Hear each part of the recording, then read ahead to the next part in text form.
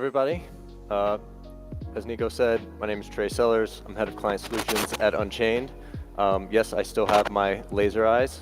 Shout out to all the laser-eyed plebs out there. I don't know what you guys are doing removing those things. I'm committing. My lasers are not coming off until our job is done.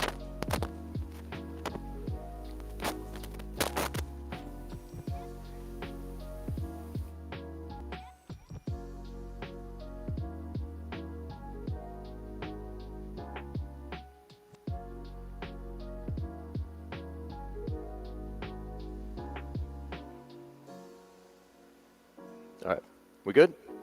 Thank you. Unchained helps people secure Bitcoin wealth for generations and provides tools to maximize its value through financial services that are built with Bitcoiners in mind.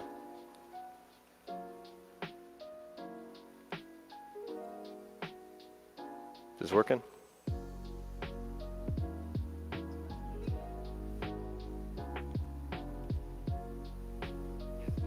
There we go. Oop. All right. The underlying thesis is pretty simple. Bitcoin's absolute scarcity makes people want to HODL it. But HODLing ain't always easy. After all, Bitcoin is well known for its price volatility. Everyone in this room who owns Bitcoin, I assume that's most of you, has experienced this firsthand. It goes something like this. Or this, or this. That's what it looks like to the outside world as well. Here's what a couple of our octogenarian overlords have to say about it. It's too volatile to be used as a medium of exchange. Thank you, Charlie. And it's extremely volatile, and I worry about the returns and the losses that investors can experience. We really appreciate your concern, Secretary Yellen. Yet, both in spite of and because of this volatility, Bitcoin continues to be HODLed. After a while, you kind of start to enjoy it. I certainly know I do. The wider public, however, is completely unaware of the extent that this HODLing behavior is happening. While it's intuitively true that Bitcoin's fixed supply encourages HODLing, this trend can be quantified using data stored in the blockchain and in Bitcoin's price history. Unchained has an amazing team of data professionals who have worked to bring this data to life, and the result is HODL waves and the HODL cave. So I'm here to stand on the shoulders of giants and give you kind of a guided tour through both of these plots. Starting with HODL waves.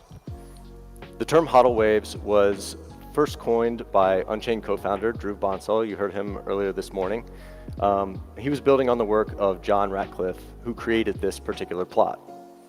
What I'd like to do is just help you understand how this is created, what data it's showing, how it evolves, and then we can kind of dig into some interesting observations that we can draw. The entire Bitcoin supply is made up of chunks of Bitcoin that are time-stamped every time they move. Drew helped give a pretty good representation of that earlier this morning. Thank you for that. Because of this, each chunk of Bitcoin has an age that increases until the next time that it is spent.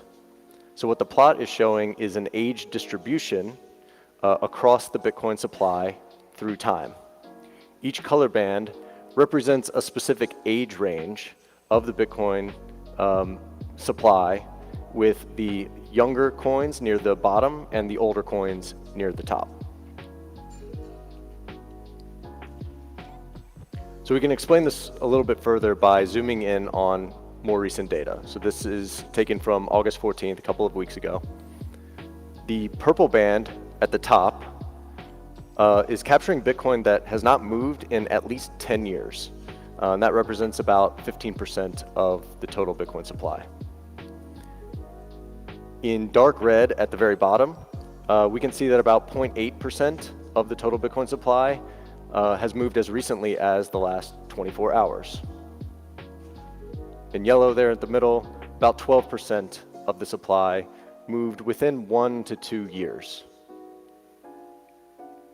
And we can also group some of these bands together. You can see the top 4 bands there account for about 40% of the total supply that has not moved in at least 3 years.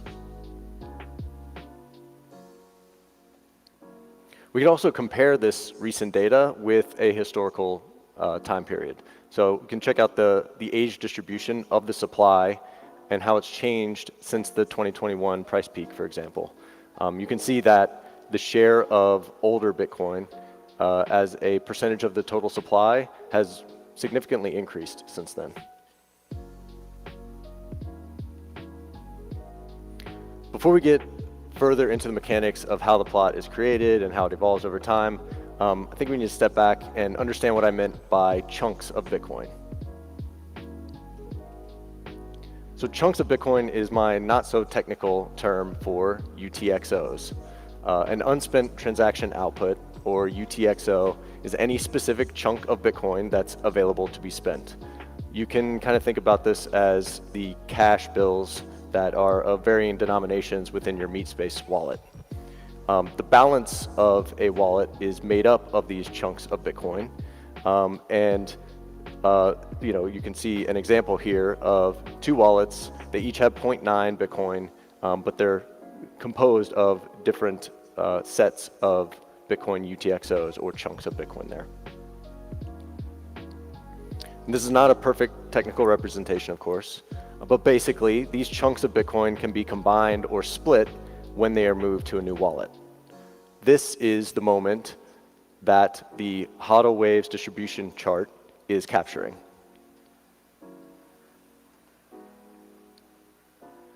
The age distribution of the Bitcoin supply evolves over time as different chunks of Bitcoin are used in transactions.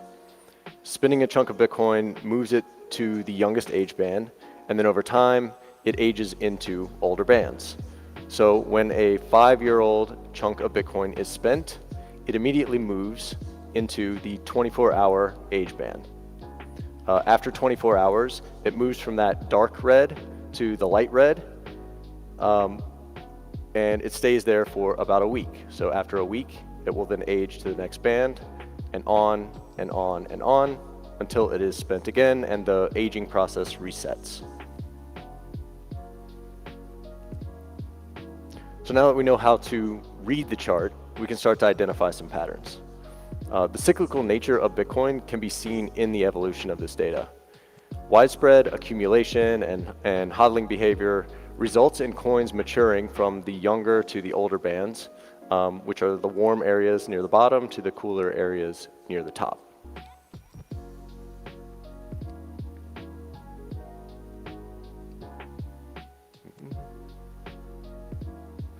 This results in the proportion of the younger coins dropping related to the proportion of the older coins, right? And you can kind of see how that happens over time.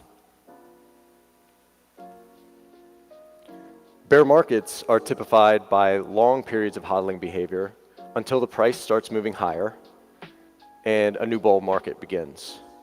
This causes older coins to be spent back into the economy, which can be seen in the proportion of warmer color bands increasing. And taken together, this repeating pattern has the appearance of a wave. You have a buildup of potential energy from hodling that leads to an upswell in activity that crashes on the beachhead of a new bear market. And you can kind of see the wave pattern there. When the HODL waves analysis was first published in April 2018, there were 3 large HODL periods that were really apparent on the chart. Here's the Genesis HODL, where early miners and Bitcoin pioneers like Satoshi, Hal Finney, and others, they stacked sats by default. At the time, those sats really didn't have a value. There was very few people to send them to, and there was really nowhere to sell them, so they were HODLed. Then came the HODL of 2011, where after acquiring a price and rallying from about $1 to $33, those early pioneers started selling to a new batch of adopters who HODLed for a full 2-year period before enjoying the next rally to $198 in early 2013, and then ultimately to about $1,000 later that year. The new adopters in that bull market went on to be baptized by fire in the Great HODL of 2014. The trough of this HODL wave lasted 3 years until the Bitcoin price crossed $1,000 again before peaking just shy of $20,000 in late 2017. During 2017, 20% of Bitcoin in existence was transacted with for the first time in years. Why? We see 3 separate and pretty related reasons. The first is capturing gains. So as the price rose, new investors piled in, and that increase in demand was partially offset or met with selling from long-term hodlers. Number 2 is initial coin offerings. So during this ICO craze back in that time period, the primary way to get exposure to those shitcoins was by selling your Bitcoin. So people sold Bitcoin to buy those ICO shitcoins. And the third is the Bcash fork. So you can see a pretty pronounced increase in short-term activity around the time that Bitcoin Cash forked away from Bitcoin. You can see it right there in the chart.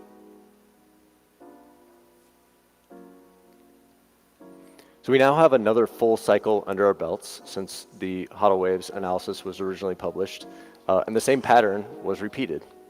We saw another HODL trough in 2018 and 2019. The wave crested in 2021 as a flurry of activity shifted the supply age distribution toward that new side. And where are we now? We are in the middle of the latest HODL trough, gearing up for the next wave of activity to play out. Another pattern to note here is the general trend toward a larger and larger portion of the Bitcoin supply being HODLed for the long term. So as we speak, the share of Bitcoin supply that has not moved in at least 1 year is at an all-time high of 70%. I don't know about you, but that makes me extremely bullish as we're heading into this next halving event. Before moving on to the HODL cave, I'd like to point out one additional observation on this plot. Take a look at this light green band that represents 2 to 3 year hodlers. You can see this band has widened significantly in the last year, which indicates that a large amount of Bitcoin that was purchased in 2020 and 2021 is in long-term hodler hands. And we saw a similar widening of this band in early 2020. There it is. Showing that a lot of new long-term hodlers were born in that run-up of 2017 and the early part of the bear market in 2018. So the narrative is clear. Over time, more and more people realize the value of hodling Bitcoin. But all of this hodling does not come without its trials and tribulations. To get a better understanding of what Bitcoin hodlers endure, we can turn to the HODL cave. For those of you not aware, Unchained first came to market with our Bitcoin-backed loans product, which we still offer today, despite most of our competitors going bankrupt. The HODL cave was a key input into our strategy for Bitcoin-backed loans, and we recently published it, made it available. The HODL cave analyzes the spread of historical returns for investors who held Bitcoin for a given duration. So I'll orient you to the chart here. On the x-axis, across the bottom, is the length of HODL. Importantly, this is not linear time. It is the duration of a HODL from any given starting point in Bitcoin's price history. You can see it starts at 1 day on the left there and goes through 10 years on the right. The y-axis measures the spread of returns for a given HODL period. For example, historically speaking, for all 5-year HODL periods, the spread of returns goes from being slightly down. For instance, you bought at the top of 2017 and then sold 5 years later at the bottom of this bear market in 2022. Or it could be up as much as 1200x. And as you can see, the plot resembles a cave. long-term hodlers are tasked with traversing this cave safely as time passes and volatility inevitably comes. They should be aware of the stalagmites and stalactites formed by local price variations, and use the mean and median lines as ropes to guide them on their journey. So now that we're oriented to the cave, we can go through another few interesting observations from the plot. The correlation between hodling Bitcoin for the long term and having outsized returns is becoming more and more understood by the wider market. And we can see this in the data, of course. All hodling periods skewed positive. And of course, speculating on number go up technology is a key part of what initially attracts many investors here. But we shouldn't kid ourselves. The spread of these historical returns can be extremely wide. The Bitcoin price is volatile. Yeah, we're all surprised by that. That said, the first 3 years have had almost all of the potential downside risk. The average return from hodling Bitcoin for 2 years is about 8x, and it grows to 100x between years 6 and 7. Keep in mind, though, that 8x average return for a 2-year hodl period, it also comes with a chance, albeit like 5% or so, that you could have lost 50% of your initial investment. In 90% of cases, hodling Bitcoin for about 2.5 years yielded a positive return. Hodling for an additional 6 months increases the chances of a positive return to 99%. And here we can see that no one who has held Bitcoin for more than 5 years has ever experienced a loss. And almost no one who has held for more than 3 years has ever experienced a loss. And with regard to historical spreads of returns kind of across the chart, we can consider a few key timeframes. This is what it looks like for 6 months, 1 year, 2 years, and a full 4-year cycle. So again, while historically hodling Bitcoin for just a few years has provided excellent returns on average, there's also a non-trivial chance that you have significant downside risk in those early years. And the class of 2021 certainly knows exactly what that feels like. At the 5-year mark, the range of returns is the widest on the chart, but there's almost no negative return. And a final observation to note here is that there are clear signs of cyclicality in the HODL cave data as well. You can see the Bitcoin price experiences a period of low volatility followed by high volatility, about every 4 years, which is right in line with the halving cycle. I'm sure that's all very surprising to you all.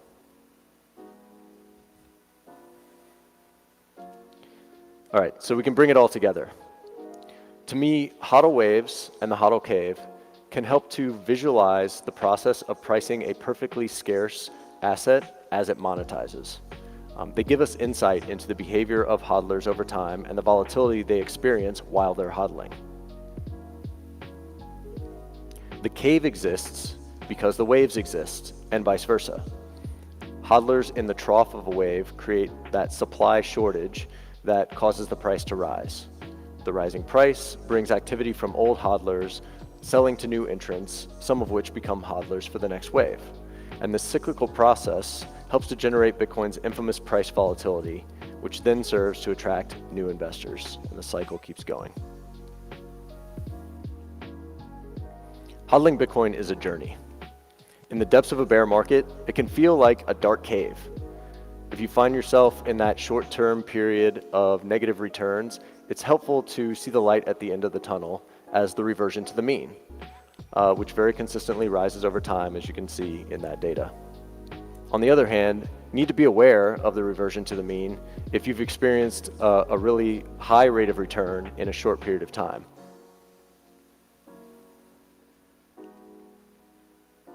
And finally, make sure that you are actually prepared to deal with that volatility and navigate this journey.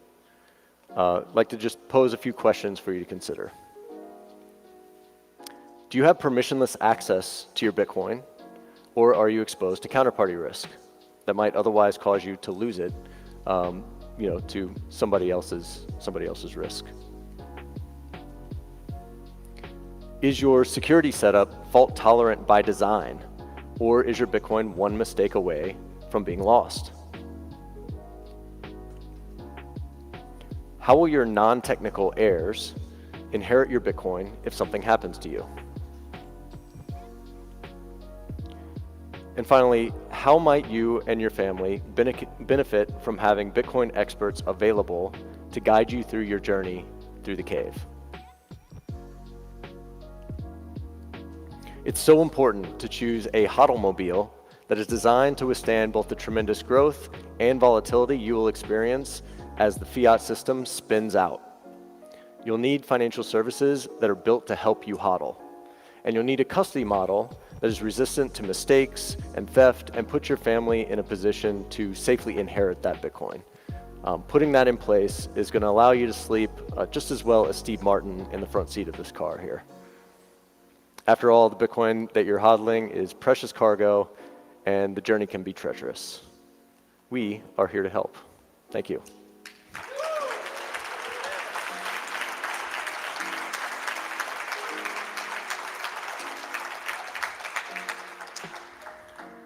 Happy to take some questions.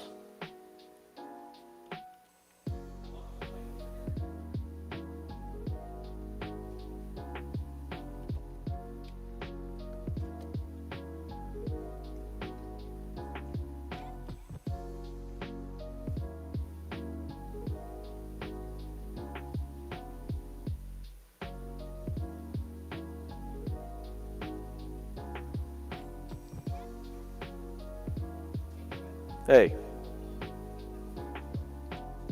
I understand how it's great to be a long-term hodler, especially in this phase of or development of Bitcoin and its integration in the community. But at some point, do we want to see those red bands to start increasing? Would that be an indication that it's become more mainstream, more integrated with the economy because it's being used more for daily transactions? And those red bands, do those include the Bitcoin that's being traded on exchanges, or is that just like daily activity for like citizens of El Salvador that may be using it for day-to-day? It's an interesting question about the longer term aspect of this and whether or not you see a lot more activity on chain as Bitcoin becomes widely adopted. That might be true. I think at this point in the history of Bitcoin and where it is in terms of its adoption, we're going to continue to see more and more hodling, right? Tor was just talking about all of the craziness that's going on in the world. Bitcoin is monetizing, and it needs to do that with an order of operations that starts with store of value. So we're starting to see the signs of payments functionality and other use cases for Bitcoin, but that store of value function I think is going to remain the primary use case for Bitcoin, at least in the near term. But what was the second part of your question?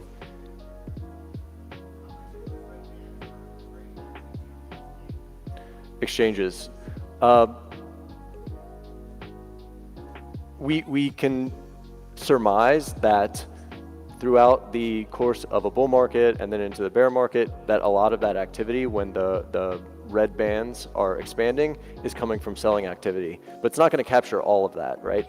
A lot of that trading is just done on the exchange. They're updating their internal ledgers there, and so a lot of that activity is not gonna show that unless people are starting to send Bitcoin into an exchange to sell. But as it stands, there's still 12 million or something Bitcoin on exchanges that are just sitting there and being traded.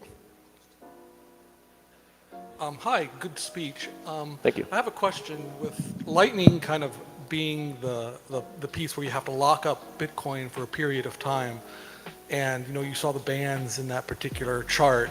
How do you see Lightning and that chart kind of coming together? Because over time it would seem that more coins are going to be going into Lightning, and therefore that chart's going to show like always increasing hodling, if even though the actual transactions might be going up. Yeah, good question. Well, Lightning is still very new and early, and there's only, what, 5,000 Bitcoin locked up in Lightning channels right now. Obviously, that will have a greater impact as more adoption happens, but it's probably not too impactful at this point in time.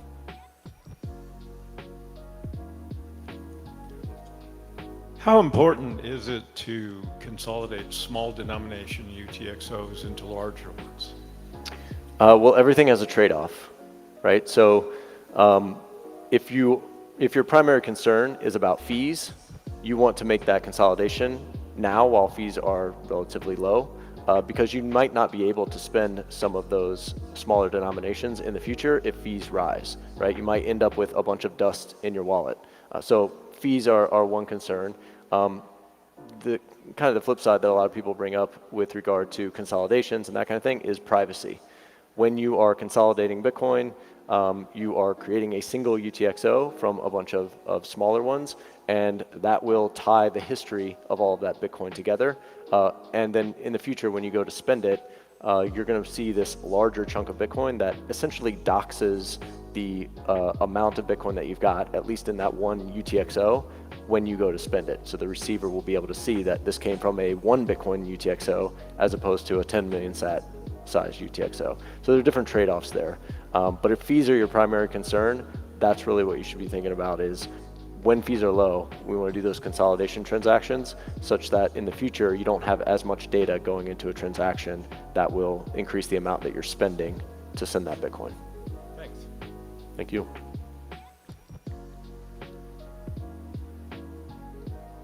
Anyone else? Going once, going twice. Thank you, everyone.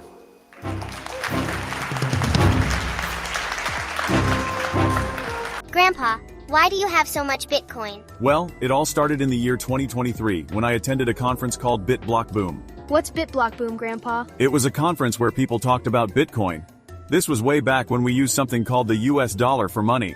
What? Bitcoin wasn't always the world's money? If it weren't for great speakers at BitBlockBoom like Jimmy Song, Adam Curry, and Preston Pish, we'd all be living in pods and eating bugs. Instead, I was able to avoid fiat enslavement and secure generational wealth. F***ing legend. Be the legend your grandchildren deserve. Experience the best Bitcoin conference out there and join the Bitcoin revolution.